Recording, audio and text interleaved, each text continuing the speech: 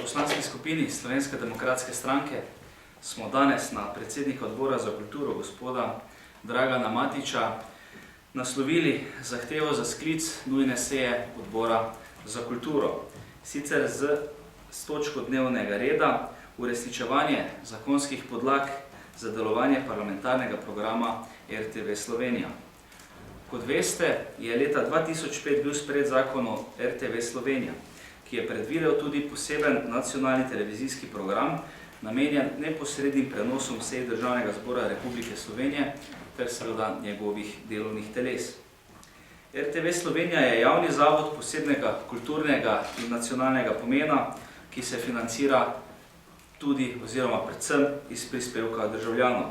Opravlja javno službo na področju radijske in televizijske dejavnosti, določeno z zakonom o RTV Slovenija, z namenom zagotavljanja demokratičnih, socialnih in kulturnih potreb državljank in državljanov Republike Slovenije, Slovenk in Slovencev po svetu, pripadnic in pripadnikov slovenskih narodnih manjšin v Italiji, v Avstriji in Madžarski, italijanske in madžarske narodne skupnosti v Republiki Sloveniji ter druge dejavnosti v skladu z zakonom in statutom RTV Slovenija ter seveda zakonom, ki ureja delovanje medijev. Uvajanje neposrednega vpogleda v delo parlamentov prek vzpostavitve parlamentarnih programov je dolgoletna praksa v mnogih evropskih državah. Predvajanje neposrednih prenosov sej in posnetkov celotnih sej je namenjeno celovitemu in nepristranskemu obveščanju gledalk in gledalcev, da si lahko le-ti sami ustvarijo svoje mnenje. Slovenski parlamentarni program je v okviru RTV Slovenija pričel z oddajanjem leta 2008. Že od začetka je bilo zaslediti težave z zagotavljanjem zakonskih določb, ki zahtevajo celovito pokrivanje dela Državnega zbora in njegovih odborov. Eden od vzrokov je tudi v finančni podhranjenosti, tudi kadrovski podhranjenosti parlamentarnega programa, ki se vsakim letom le povečuje. Zanimivo je, da je javni zavod RTV Slovenija lani maja se odločil za spremembo statuta javnega zavoda. Tako je 7. maja 2015 nadzorni svet RTV Slovenija sprejel dve spremembi.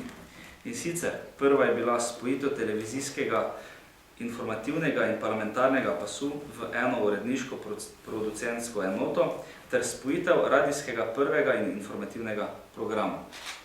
Z združitvijo informativnega in parlamentarnega programa Televizije Slovenije se produkcijski procesi prilagajajo najnovejši tehnologiji. Televizija Slovenije pa se s tem postavlja ob bok najuspešnejšim tujim televizijam, je takrat v svoji obrazložitvi zapisala direktorica dr. Ljerka Bizilj. Uredniško-producentska enota, zadolžena za poseben nacionalni program, namenjen parlamentarnim vsebinam Državnega zbora Republike Slovenije in njegovih teles, naj bi se oziroma se je združila z informativnim programom Televizije Slovenija. Namen združitve je predvsem v ustvarjanju bogatejšega, verodostojnejšega in kakovostnejšega programa.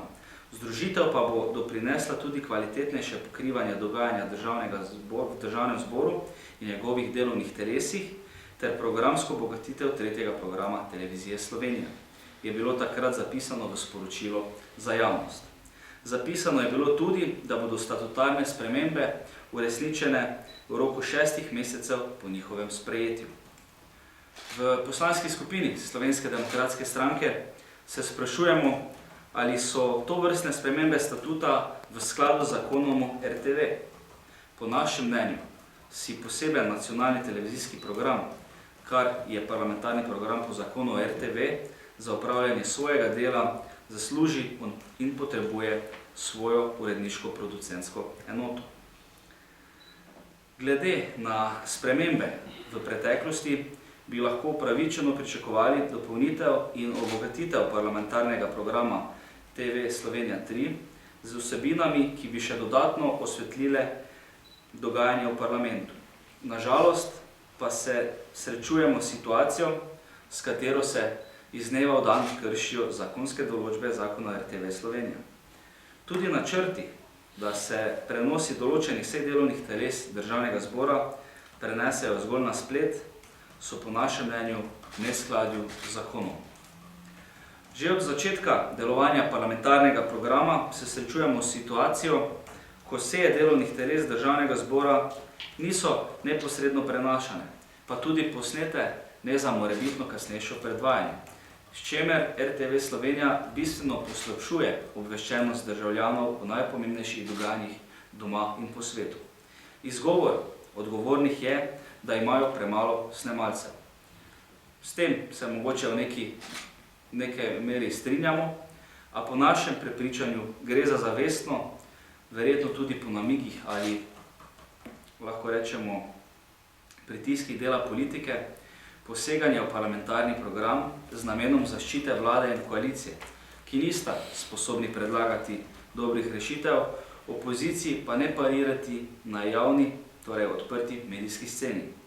S tem pa, ko RTV Slovenija prikriva nesposobne vladne koalicije, prikriva dejansko stanje in vpliva na javno podobo osebnosti in političnih strank.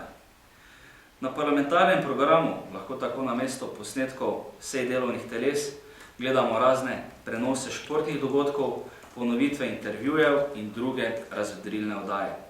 Argument, da zakon RTV-ju ne nalaga, česa ne smejo predvajati na posameznem programu, ne vzdrži. Navkljub vsemu je TV Slovenija 3 poseben nacionalni televizijski program, ki mora po svoji zakonski opredelitvi poskrbeti za neposredni prenos sej Državnega zbora Republike Slovenije in njegovih delovnih teles ter predvajanju posnetkov teh sej, kadar neposredni prenos ni mogoč. Po našem mnenju in izkušnjah se te zakonske določbe v veliki meri ne izvršujejo oziroma se kršijo. V skladu seveda s poslovnikom smo v naši poslanski skupini tudi predlagali 3 konkretne sklepe oziroma v sprejetje 3 sklepe. Prvi je zgolj seznanitveni, medtem ko z drugim sklepom predlagamo, da Odbor za kulturo poziva vodstvo RTV Slovenija, da zagotovi sredstva za nemoteno delovanje parlamentarnega programa RTV Slovenija, ter kot tretji sklep seveda tudi predlagamo v sprejem. Odbor za kulturo poziva vodstvo RTV Slovenija, da dosledno upošteva zakonske določbe in sicer drugi odstavek 3. člena zakona RTV Slovenija, ki se glasi: javna služba po tem zakonu, poleg programov iz prejšnjega odstavka, obsega tudi poseben nacionalni televizijski program, namenjen neposrednim prenosom sej Državnega zbora Republike Slovenije in njegovih delovnih teles ter predvajanju posnetkov teh sej, kadar neposredni prenos ni mogoč, in celovitemu informiranju javnosti tudi o vsem drugem parlamentarnem dogajanju, vključno s sejami Državnega sveta Republike Slovenije, mednarodnimi aktivnostmi parlamenta, posveti v organizaciji Državnega zbora Republike Slovenije oziroma njegovih delovnih teles ali Državnega sveta Republike Slovenije in drugimi aktivnostmi povezanimi z uresničevanjem ustavnih pristojnosti slovenskega parlamenta.